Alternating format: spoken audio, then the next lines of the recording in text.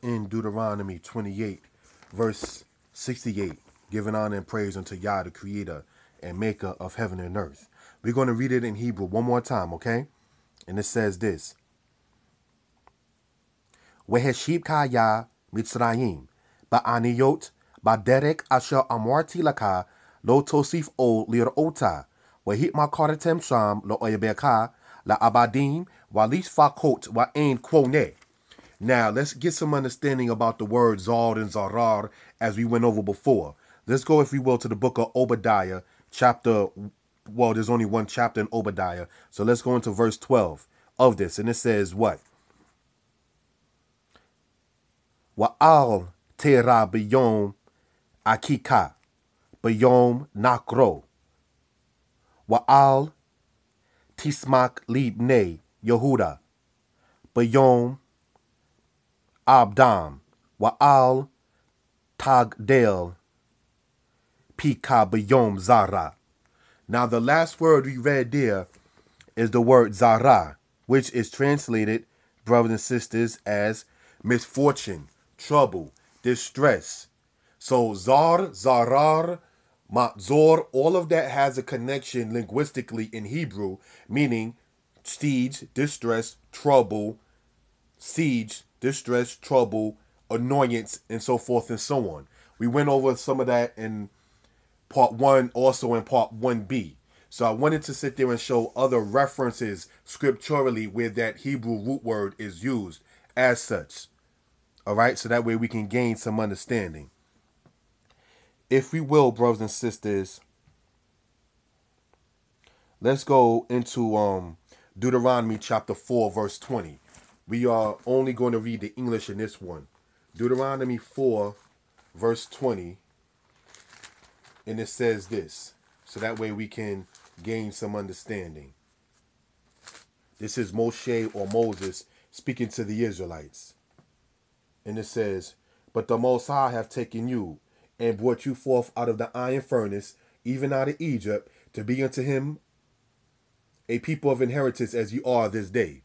So let's see how the Israelites defined the land of Egypt and iron furnace. We already went over in part 1, going from what Solomon said in his prayer when he described what Egypt was, or what Mizraim was to the mind of the Israelites. So this prophecy that you read of in Deuteronomy 28, verse 68, when it says Mizraim, the Israelite mind is saying bondage. The Israelite mind is saying iron furnace. The Israelite mind is saying Matzor, the distress, siege, trouble, affliction, problems, not a good thing. That's the Israelite mind there. Just as much as in the 1950s and 60s, when our black people will be singing about Mississippi. I don't want to go to Mississippi no more. There's a man by the door. If he grabs you by the collar, you better holler.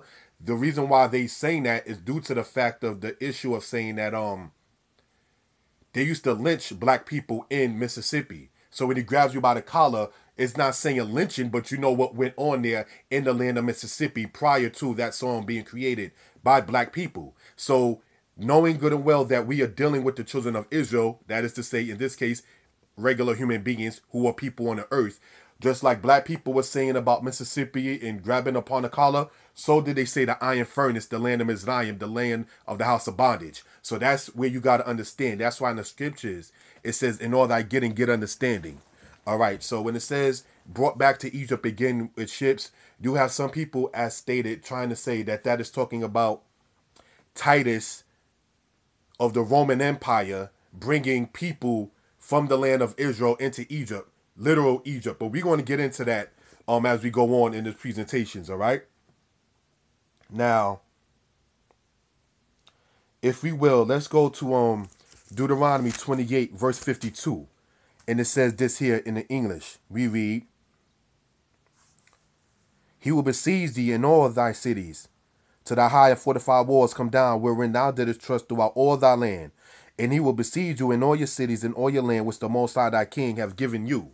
Now, the people who are attempting to state emphatically that Deuteronomy 28, verse 68, is talking about the situation with the Romans and the Israelites, what they are attempting to state, brothers and sisters, is that from verse 52 all the way to verse 68 is only talking about the Romans and the Israelites and nobody else.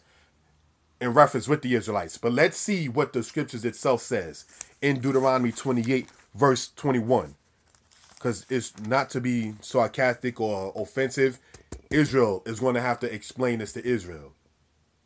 And all the other scholarly books that many Israelite quotes, like the Caucasian author who spoke about black people being Israelites, like Joseph Williams, and Hebrewisms of West Africa, he's not going to sit there and go into Deuteronomy 28 that hard.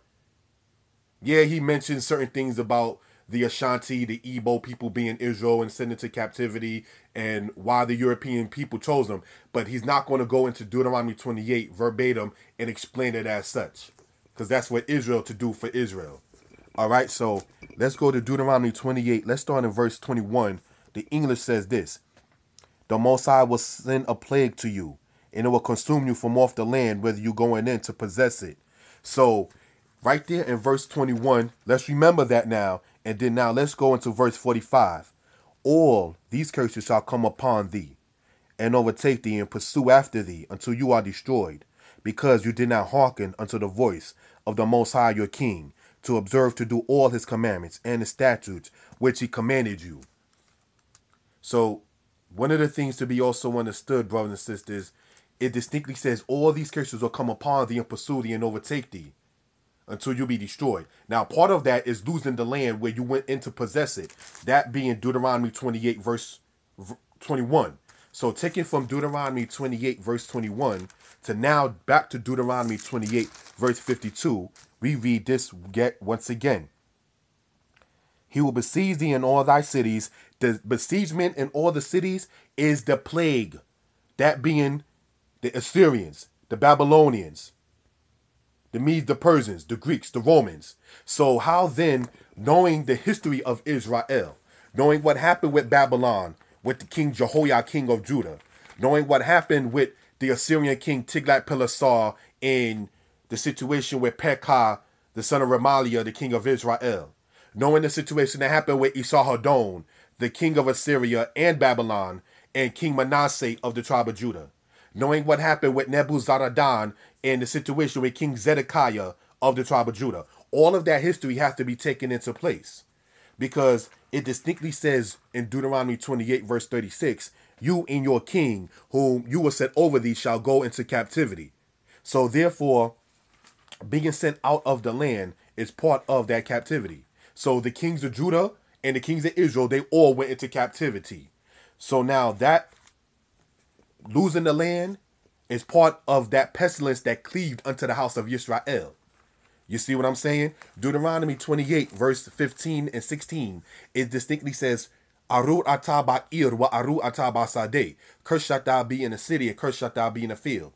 Part of that is losing the land, because the land had to rest. When you go to Leviticus chapter 26, you read about that. So my point in emphasizing on the issue of verse 21 and then also correlating it with verse 52 is because in verse 52, we distinctly read, and he shall besiege thee in all thy gates until thy high and fortified walls come down, wherein now there is trust throughout all thy land. And he shall besiege thee in all thy gates throughout all thy land, which the Most High thy King hath given thee.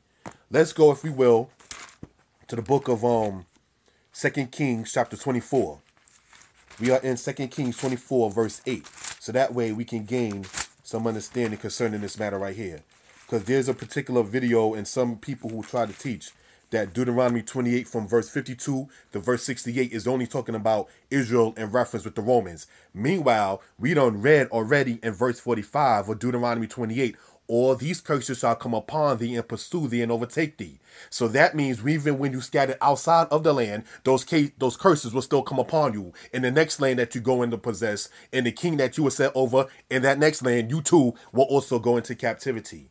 That's what it's talking about. So now in 24th chapter, 2 Kings, verse 8, we can read this, and it reads as follows. Jehoiakim was 18 years old when he began to reign, and he reigned in Jerusalem 3 months. And his mother name was Nehushta, the daughter of Elnathan of Jerusalem. And he did that which was evil in the sight of Yah, according to all that his father had done. At that time, the servants of Nebuchadnezzar, king of Babylon, came up against Jerusalem, and the city was what? Besieged. So when it says going back into verse 52, And he shall besiege thee in all thy gates until thy high and fortified walls, wherein now didst trust come down throughout all thy land. Let's go now. Remember, we just read about King Jehoiakim, right? That culminating in the year 597 BCE. And if you continue to read on, he, his mother, and many of Judah was taken into the Babylonian captivity. Now let's go into 2 Kings 17, verse 1. In the 12th year of Achaz, the king of Judah, began Hoshea, the son of Elah, to reign in Samaria over Israel 9 years. And he did that which was evil in the sight of Yah, but not as the kings of Israel that were before him. Against him came Shalmaneser, the king of Assyria, and Hosea became his servant and gave him presents. And the king of Assyria found conspiracy in Hosea, for he had sent messengers to So, the king of Egypt, and brought no present to the king of Assyria, as he had done year by year. Therefore the king of Assyria shut him up and bound him in prison. All right? Cursed shalt thou be in the city, cursed shalt thou be in the field. Here's the punchline in this particular part. Then the king of Assyria came up throughout all the land. This is talking about Tiglath-Pileser and later on Shalmaneser. Then the king of Assyria came up throughout all the land and went up to Samaria and besieged it 3 years. So Samaria, which was the capital of the northern kingdom of Israel, that was besieged, brothers and sisters, for 3 years. Then, when you know about the situation with Zedekiah, when you go to 2 Kings on your own time, the 2 Kings chapter 25, you see that that city of Jerusalem was besieged. So my point in mentioning all of that is the particular people who like to say Deuteronomy 28 from verse 52 all the way to verse 68 is only now, mind you, talking about the Israelites and the Romans. Then you got to sit there and explain what happened with Assyria and the northern kingdom of Israel. What happened with Babylon and the southern kingdom of Judah. What happened when it says, and these curses shall come upon thee and shall pursue and overtake thee. So let that be known and understood. Deuteronomy 28, when you understand it, was the curses that started within the land and followed them after they left the land of Israel. All right? So now we can sit there and show that in reference when the scriptures. All right?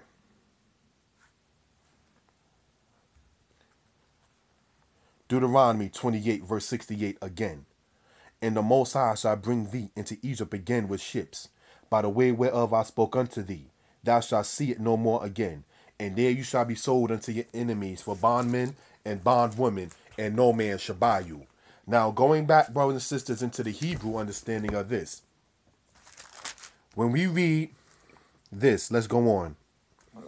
Aniyot means ships. By derek, by the way, or by the path.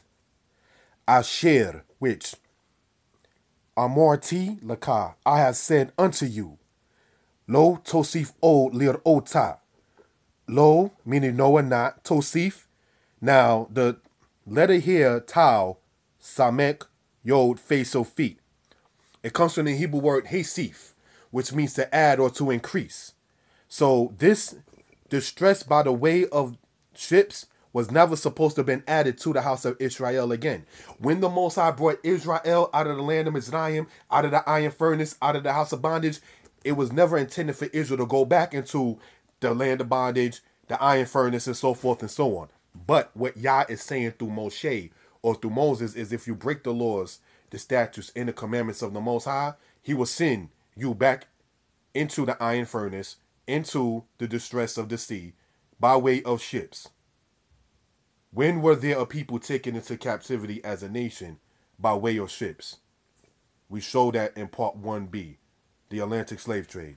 Now, the people who try to sit there and state that Deuteronomy 28, verse 68 is not talking about the Atlantic slave trade is because, not to be racial, if they're white trying to say that, they want to sit there and try to disassociate themselves as far as being the criminals and the wicked people that the Most High spoke of through the prophet Moshe or Moses. So they probably British or German or whatever and try to say, oh no, it was the Romans. It was those white folks. It ain't my immediate white ancestors. That's what the people are apparently trying to say. And the black people who are saying that Deuteronomy 28 verse 68 is only talking about the Romans, you may want to see who their mate is in the bed. All right, that's another subject. Lo tosif old lir ota. Wahit makartem sham, lo oibeka. Wahit makartem means you will sell yourselves or devote yourselves. Thus concludes part 2. We're going to continue in part 3. Shalom.